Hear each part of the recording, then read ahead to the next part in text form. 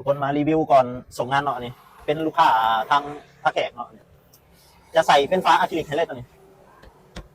อะคริลิกมาเบิ่งด้านหลังนี่ด้านหลังเวชสุวรรณเนาะอันนี้เห็ดตามเป็นบอกมาเนาะเบอร์โทรก็ตามนี้เลยสวยๆงามๆเนาะนี่ด้านหน้าก็เห็ดอะคริลิกให้เนาะเห็ดสีอะคริลิกให้หลายคนบอกบัตรเอาอะคริลิกราคาคือแพงแต่มันพอแต่อะคริลิกมันก็บ่แพงเนาะเพื่อข่อยสีมาตัดมาคัดมาเจียแล้วก็มาเห็ดสีเนาะสีดำสีขอบสียังอ่ะมันก็ใส่เวลาแล้วก็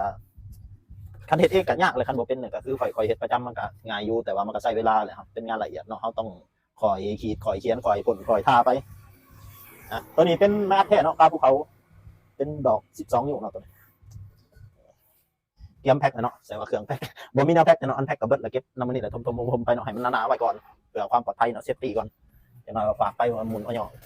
ครับคือสิบ่มุนง่ายดอกมันไม่กาภูเขามันแข็งอยู่แล้วเวลาแพ็คก็เฮาก็ให้ความสำคัญกับพวกแกพวกขอบนี่พวกคนส่งก็ไว้ใจบ่ได้ลืมบอกตัวนี้มีบาร์หัวสเปคคอนหน่อยๆสดกว่านี้เรียบร้อยเลยใครสนใจก็ทักมาเลยเนาะปุ๊บแพ็คเครื่องก่อนตอนนี้